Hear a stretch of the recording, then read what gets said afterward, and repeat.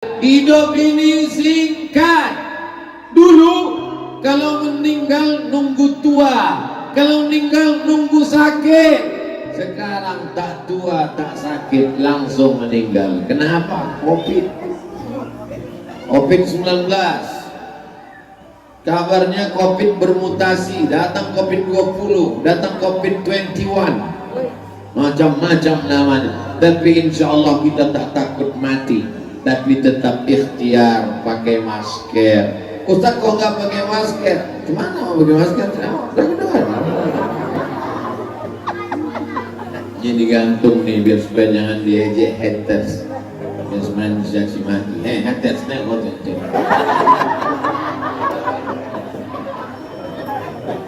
Mudah-mudahan haters kita dapat hidayah. Terubah namanya nanti Muhammad Haters. Jamaah yang dimuliakan Allah, tidak ada manusia yang selamat dari haters.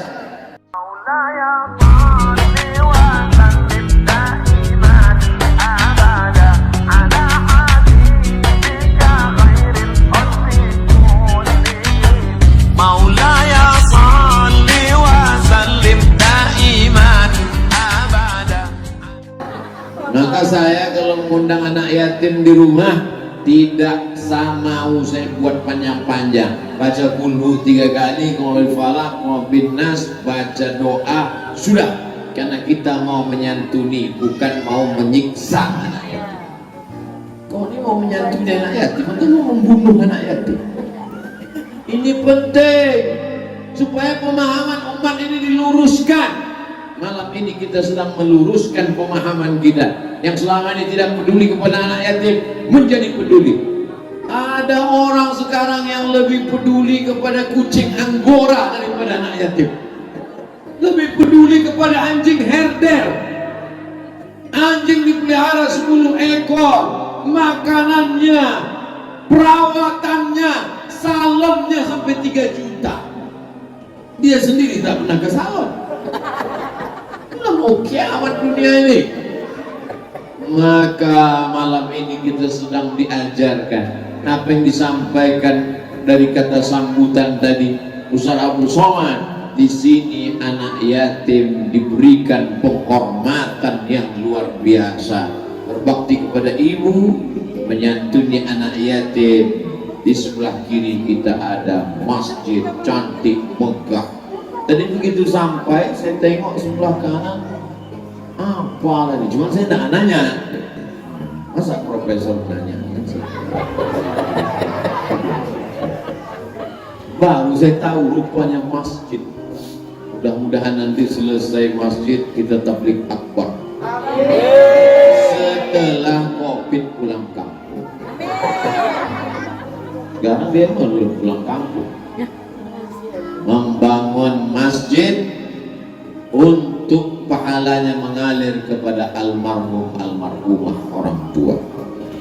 Man bana masjidan, siapa yang bangun masjid, banallah mithlahu baitan fil jannah, dibangunkan Allah satu tempat di dalam surga.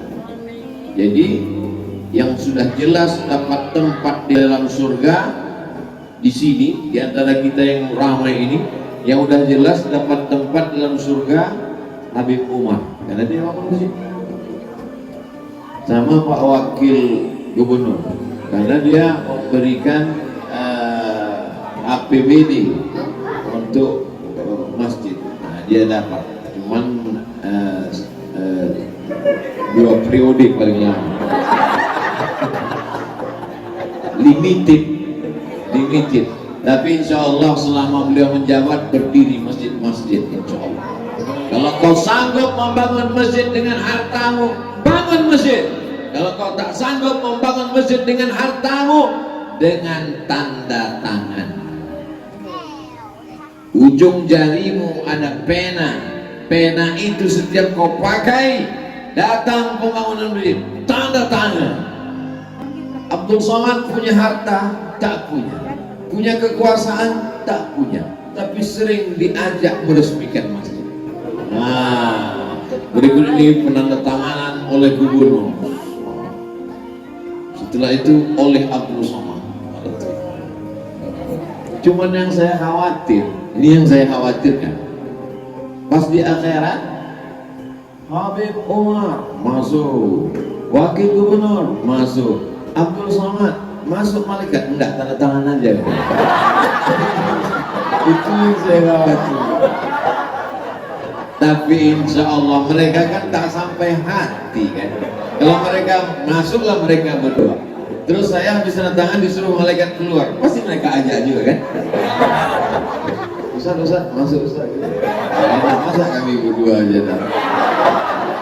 Tapi bisa juga sebaliknya. Misalnya mereka berdua masuk ke dalam, mereka nanya ke malaikat, dulu waktu masjid itu kan kami bertiga, Habib Umar, Wakil Gubernur, Ustaz Somad mana? Kata malaikat, dia udah masuk duluan. Bisa aja kan? Amin. Betulnya Ustaz Abdul Somad minta doakan supaya kita semua masuk ke dalam surga Allah. Masjidlah yang akan kekal abadi sampai hari kiamat. Betul atau betul? Subuh orang sholat berjamaah, asar, maghrib, isya, duha, tahajud, witir tak putus. Kita sudah tahu kubur kita seluas apa. Kubur kan cuma setengah meter kali 1 meter, tinggi ke atas 2 meter. Itu liang kubur. Alam barzah kita seluas apa? Seluas apa kita membantu pembangunan masjid. Bayangkan kalau kubur seluas itu, 2 lantai, bisa jogging. Makanya orang berdoa, Allahumma ij'al qabrahu rawdatan min riyadil jinan. Jadikan kuburnya salah satu dari taman-taman surga. La taj'al qabrahu hufratan min hufarin niran. Jangan jadikan kuburnya salah satu dari lubang neraka. Kuburmu bisa jadi taman surga, kuburmu bisa jadi lubang neraka, dengan syarat seberapa banyak sumbanganmu untuk membangun masjid. Saya menyumbang cuma 2.000 Pak Ustaz. Ya sesuai lah, 2.000 WC.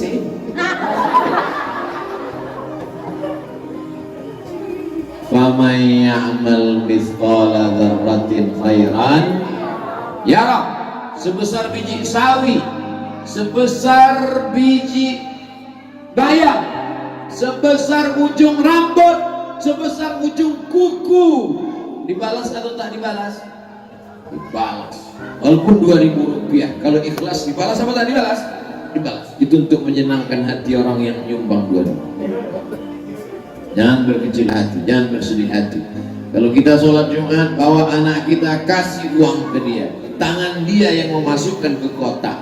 Kalau ibu nampak ada pembangunan masjid, kasih uang tangan ibu ke tangan anak ibu, biarkan dia yang menyumbang. Untuk apa? Itu akan terkesan dalam pikirannya, tercetak, terbentuk dalam hatinya. Dia pun akan melakukan yang sama kepada anak-anak dia di masa akan datang, insya Allah. Amin. Ada hamba Allah membangun masjid megah cantik. Ketika ketemu saya, apa kata dia?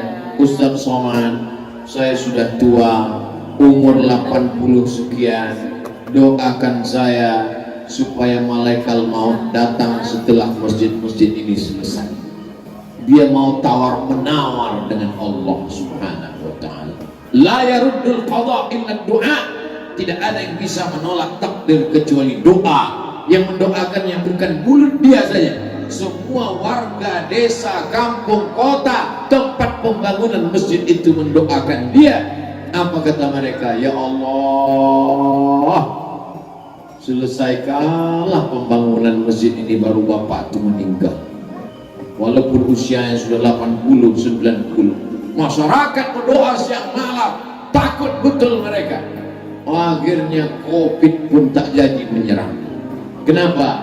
Karena doa menolak takdir. Bagaimana cara supaya orang banyak mendoakan kita? maka diantaranya adalah membangun bangun masjid. Tak bisa bangun masjid, musola. Tak bisa bangun musola, surau. Tak bisa membangun, kasih batu bata. Batu bata terlalu besar, batu kerikil. Kerikil pun tak bisa, pasir. Pasir pun tak bisa, teh manis. Tak bisa juga air putih. Tak bisa juga apapun yang bisa kita buat, maka itu akan diberikan Allah balasan.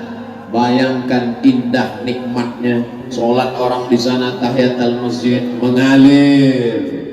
Ada orang ke masjid gak sholat, Pak Ustaz. Ngapain dia ke masjid? Pergi ke masjid, pergi ke masjid, pergi ke masjid, pergi ke masjid, pergi ke masjid, pergi ke masjid. Buang air kecil, kencing. Berapa banyak masjid-masjid pinggir jalan orang lalu lalang singgah mampir, tidak ada orang sholat.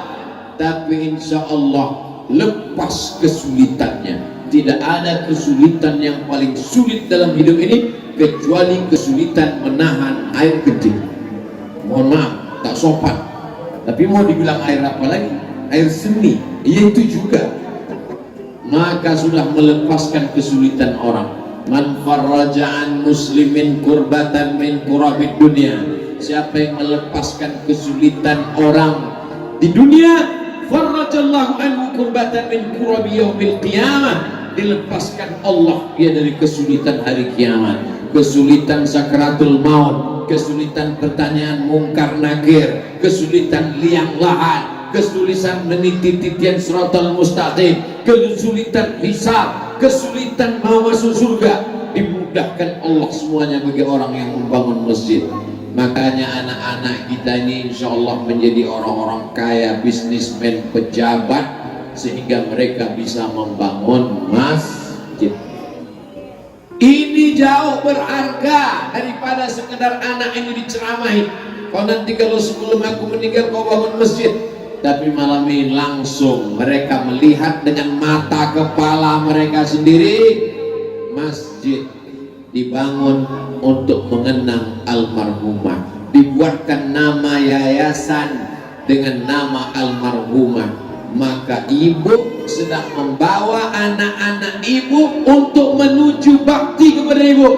Nanti ibu meninggal dunia, maka insya Allah mereka pun akan membangunkan masjid untuk ibu, insya Allah. Amin. Makanya nama ibu kalau bisa namanya yang Islami, supaya nanti nama masjid kan bagus masjid.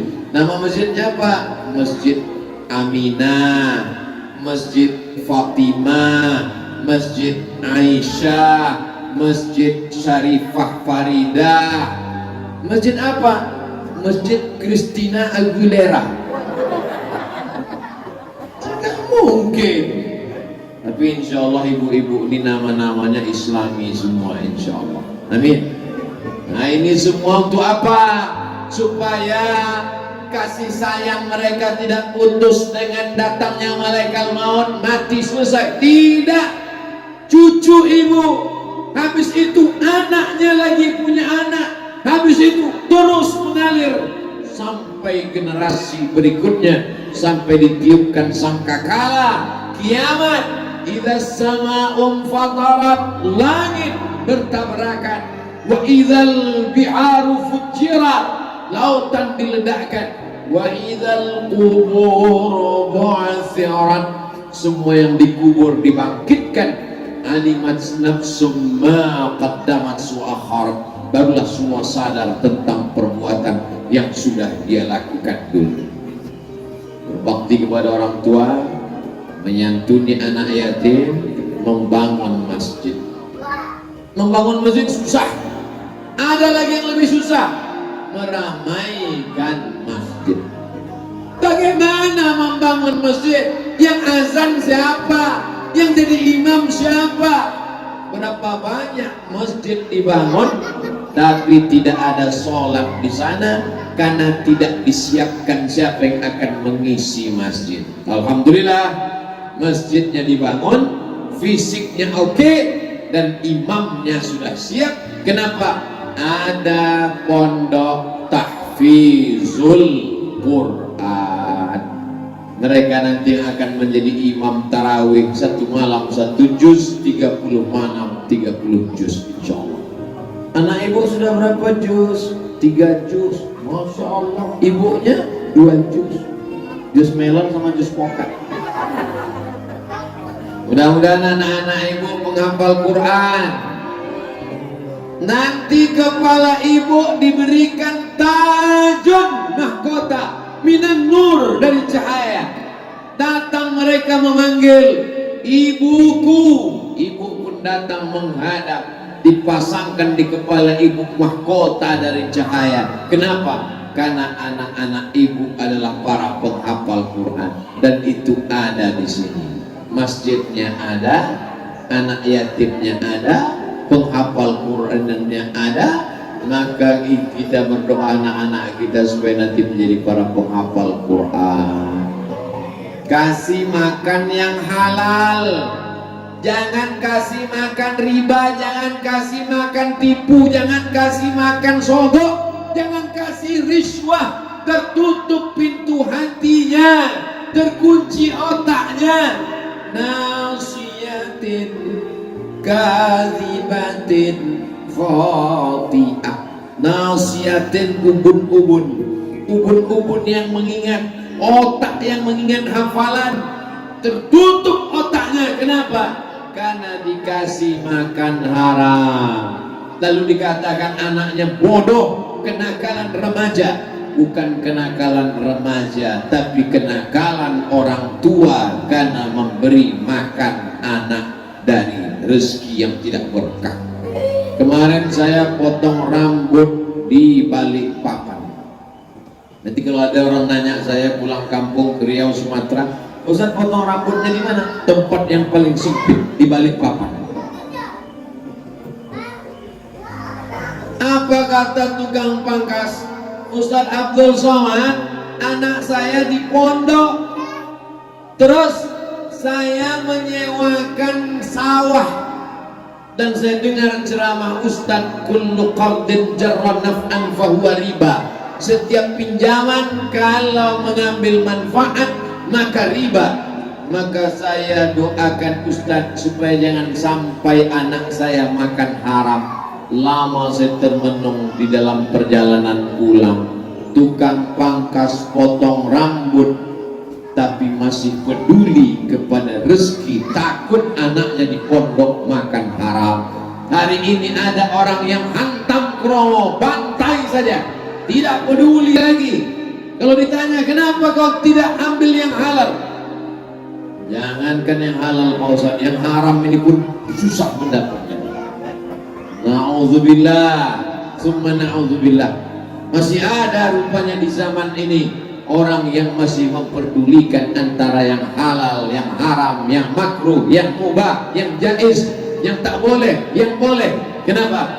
Karena dia takut diancam Nabi. Rajulun, seseorang, as-as, rambutnya kusut, akbar, berdebu, dia muddu yadayhi ila sama, tangannya diangkat ke langit, ya Rab, ya Rab, ya Allah, tapi doanya tak dikabulkan Allah. Kenapa? Mat'amuhu haram, makanannya haram, malbasuhu haram, masrabuhu haram, minumannya haram, malbasuhu haram, pakaiannya haram, wa udhiya bil haram, disuapkan makanan haram kepadanya.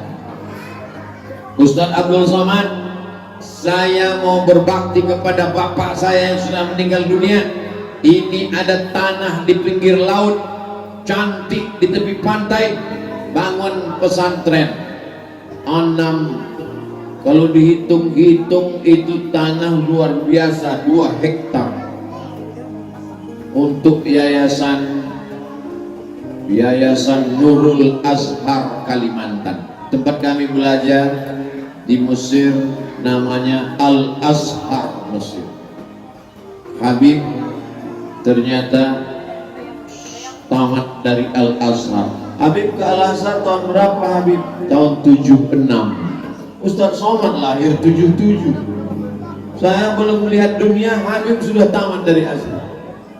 Begitulah Al Azhar. Kami ingin apa yang kami terima di Al Azhar sampai ke Indonesia, sampai ke Kalimantan. Maka kawan-kawan saya alumni Azhar mendirikan yayasan namanya Nurul Azhar Kalimantan. Dapat tanah 2 hektar di Panajam, insya Allah didirikan pondok pesantren. Nanti jamaah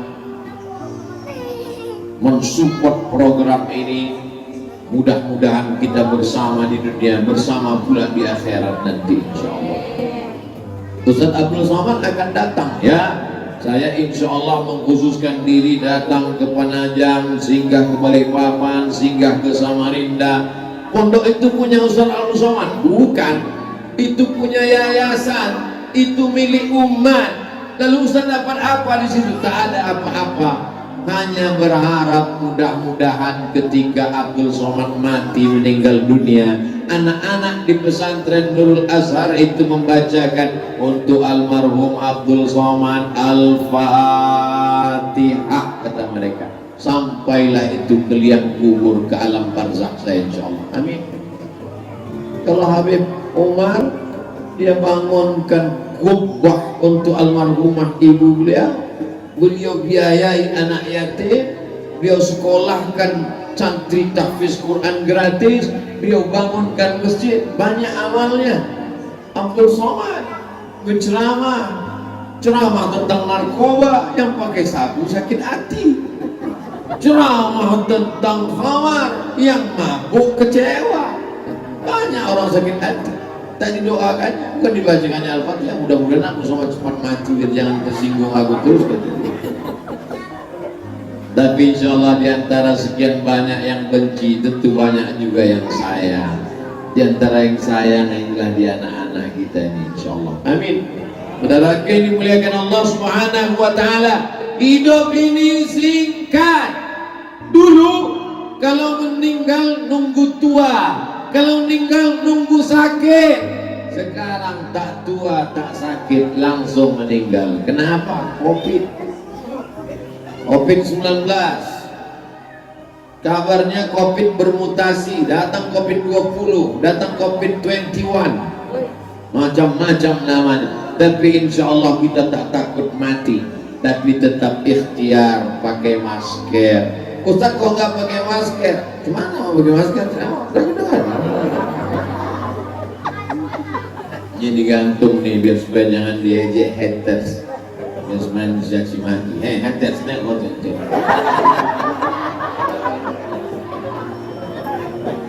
Mudah-mudahan haters kita dapat hidayah.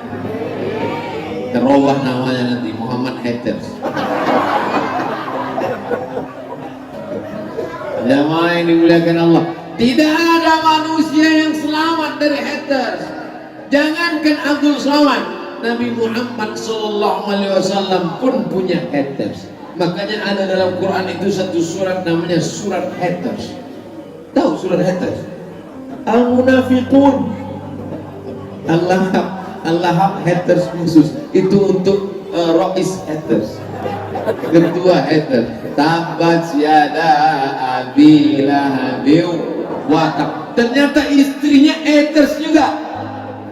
Keluarga haters ini, istrinya juga haters. Maka disebutkan juga dalam Quran, wa mra'atuhu hammalatal hatab. Ustaz tolong ajarkan saya doa menghadapi haters. Tabat yada abi lahabiu mana'an wa makasab zatalahab wa mra'atuhu hammalatal hatab fi jiniha hablum min masad. Itu doa untuk menghadapi haters. Saudara yang dimuliakan Allah SWT, tidak ada manusia yang selamat dari lidah manusia. Jangankan Nabi Muhammad, Allah pun mereka ejek juga. Apa kata mereka? Wa qalatil yahudu yadullahi maghlulah wa qalatin nasara al-masih ibnullah wa qalatin nasara laqad kafara alladhina qalu inna allaha thalithu thalatha. Allah pun mereka ejek juga, apalagi lah manusia. Kalau ada manusia yang ingin selamat dari lidah manusia, berarti dia gila, kata Imam Muhammad bin Idris Asy-Syafi'i. Jadi jangan pernah kita pikirkan ucapan manusia, Yang penting kita berbakti kepada ibu, yang penting kita sudah santuni anak yatim, yang penting kita sudah bangun masjid, yang penting kita sudah mendirikan pondok pesantren tahfiz Quran. Anjing menggonggong kafilah berlalu. Untuk apa bangun masjid? Untuk apa buat sekolah tahfiz? Diam kau anjing. Kok kasar sekali Ustaz? Iya kata Ustaz Somad, anjing menggonggong kafilah berlalu. Bawa aja nama saya tak apa. Saudara yang dimuliakan Allah Subhanahu wa taala.